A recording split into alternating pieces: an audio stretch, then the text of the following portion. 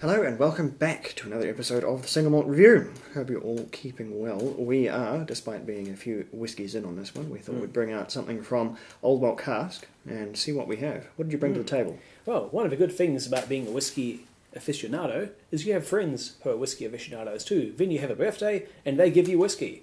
A couple of years ago, Tim gave me this one as a birthday gift. It is a 15-year-old Blair Athol, independently bottled by Old Malt Cask. It is a fully sherry matured in a sherry butt. So, what do we have? Distilled in late 1998, bottled May 2014. So that's a fairly 15. Old bottling. Yes. Blair Athol, Highland Distillery. You do not see them very often. No, I wonder, they probably are available under their own label, but I certainly haven't seen it. It may be that it's not a very widely available selection, but this bottle's actually slightly, well, not very collectible now, but interesting in that this is an Old Malt Cask from quite a few years now, before the Great Lang split, so you won't get them like this anymore.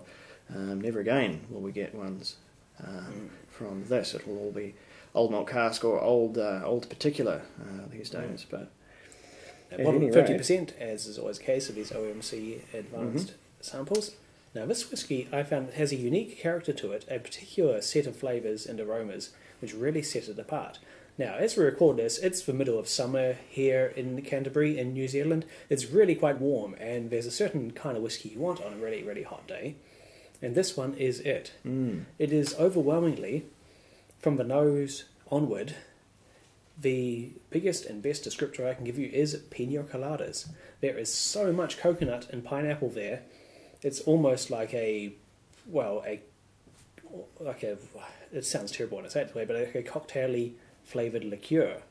It is hugely juicy, is how I would describe it. Not having really nosed this one before, there is pineapple, as you say, in droves, which is quite pleasing on its own, but there's really juicy orange citrus in here as well. Layers of coconut, a bit of lemon. It's very creamy, but also very quite a little bit of acid and sharpness on that aroma too. Like, it just brings me back to pina coladas every time. Probably my favourite cocktail, but it's beside the point. No, pineapple, orange citrus, a little bit of lemon, but very, very sweet lemon. Oh, the wood is quite subtle. It's a remarkable colour for a sherry, but it's very, very colourful. But it's almost like it's the wrong colour. If someone had passed me this, I'd have said this was an astronomically active first fill bourbon, because it's got that golden colour to it, rather than the darker colour of an active sherry cask. It's not far off being 16 years old. Something you'd associate with your Glendronach or something like that. Typically much, much darker, browner whiskies. But this one, really, really quite lovely, sort of rose gold. Really quite a sought-after colour in Scotch whisky. And very, very uncommon to see it in uncoloured whiskies like this. I'm going to check this to make sure, but no, they don't specify whether it's a first fill or a refill sherry butt. So, we can, but yes. Oh, I'm going to have a sample and see what we get on our tongue. Here we look. Old Malt Cask, well, I suppose you could say good. I say slightly cheap, because they water their whiskies down to 50%. It does mean that they're never going to blow your head off immediately tasting them at full strength, like other independent bottlers may. So I guess there's that as a redeeming feature. It's good to get something stronger than the usual 40 to 46%, but not a full cask strength explosion. It means they can have a consistent set kind of a strength for their range, which gives you extra flavour, but not as, say, the full impact. And that is none too bad at full strength. A little bit fumy on this hot day that we've got here, but really lots of those tropical fruit, lots of acid citrus, and a good hit of coconut and coconut ice. I think you're getting the coconut more strongly than I am. To me, this is a far more fruity than it is coconutty, but the fruit is a deeply, the word is probably unctuous, syrupy, thick consistency. It's a really, really tremendous weight on the palate. It's a real tropical fruit punch too. It's very sweet, lively fruit. I'll do a little bit of whiskey science here, because I think I'm going to shake this up, and I suspect to see a lot of foam, which I expect to see hang about for a long time, because that's very indicative of a really, really, really thick, full body that this one has. So I'll just move the glassware. Is that something to do with the oils and such providing nucleation points? Well, it's really just a look at the viscosity. So here you have a nice, lovely head of bubbles on there. I'm not sure how visible that really is. And more than that, you see how slowly they're disappearing. Essentially, the thicker the liquid you're dealing with, the more likely it is to bubble up. Right. It's not much more complicated than that. And so the more sort of extraneous good bits in an unchill filtered whiskey, the more it will happen to do that. You see those bubbles are still hanging around. We've got tremendous sort of surface tension keeping them on there. And if you really want to get technical, you can look at those bubbles and you will see on them this sort of rainbow patterning of oil, because there's just that much in some whiskies, and this is a really good example of that. And you can not so much taste it in the flavour, although sometimes you can. It expresses as a sort of full waxiness and oiliness sometimes. Where you encounter it is how it feels in the mouth. You get this lovely, thick, flowing, heavy quality. Clings to your tongue and coats the inside of your mouth. This one really, really brings. I'll put just a splash of water in. That has amplified fruit, getting lots of lemons, mangoes, even some pawpaw, not the most common of fruits, but has a distinct aroma. It's still deeply, deeply tropical. The water hasn't knocked it back hugely, although I didn't put a lot in. I think I'm scared of knocking this back too far, but this is... I'm sort of slightly sad that this is such a small bottle and so old that it will never really be available to. Well, you'll still buy find again. some of these on the shelves in boutique whiskey suppliers.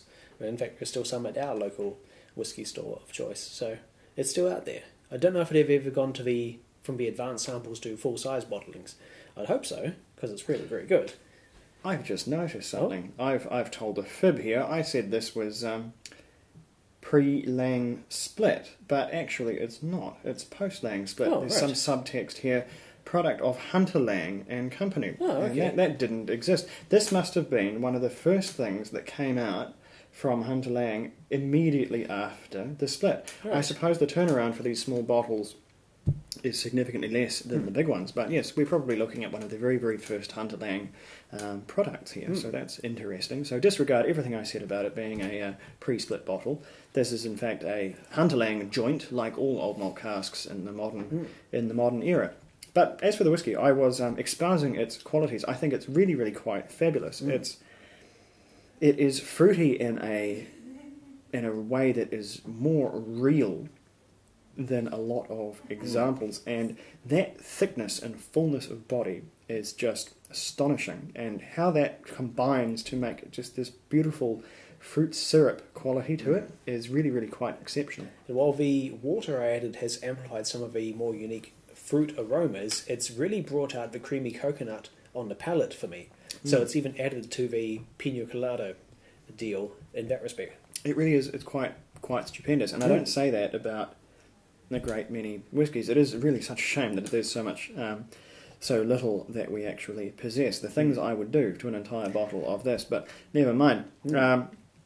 I had some sneaky ice cubes I thought I might put in this, but I'm not going to with this one, because it is just far too good of a whiskey. Hot day though it may be, I'll just have to save my cool drink experience for later on, because this one is really, really so good on its own.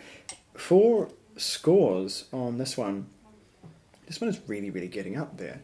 I think this is a really, really tremendous whiskey, especially when you consider it's only 15 years old. It tastes way, way older than that. It tastes like something at least sort of mid-20s, or even a little bit older compared to some other things I've tried. I disagree on that front. Normally, if it was a Highland whiskey in its mid-20s, I'd expect less of that straight-up sweetness and more mellowed, more malty, more woody characters, so a heavier, more savoury experience, more dried fruit than fresh chopped fruit salad like this has got.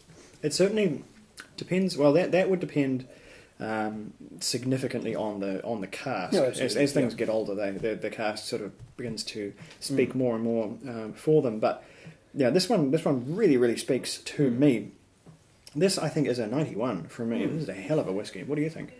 Well, it's funny, I was just thinking the number 91 was sticking in my head. I was going to say it.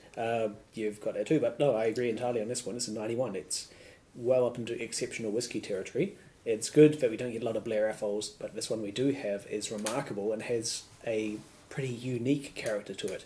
It's got things which you don't have in other whiskey. It's vibrantly sweet, with lots of really fresh fruit. So it's an excellent island whiskey and an excellent whiskey in its own right. Yes, Very indeed. pleased. I'll assume not all Blair Athol is this good. I'll bet it isn't. But whether this lovely sort of fruit basket thing that we're getting is necessarily a tell for Blair Athol or not, we will just have to hunt down some more and do a bit of taste research on this one. If anyone else is familiar with Blair Athol, then please give us your thoughts. It may be a distillery we should be more on the hunt for than we are. But at any rate, that's a lovely whiskey that you will have zero hope of buying whatsoever. So congratulations if give you it a try. happen to own one. Yeah. Look out for it. To hell, it's still on the shelf in our store after all. I suppose that's a few true. here and there. Worth tracking down. Certainly one to watch. But anyway, speaking of ones to watch, we will have something to watch later on, and we will get it up for you very shortly. Keep safe in the meantime. Slanjo, this has been the Single Malt Review. Thank you very much for watching.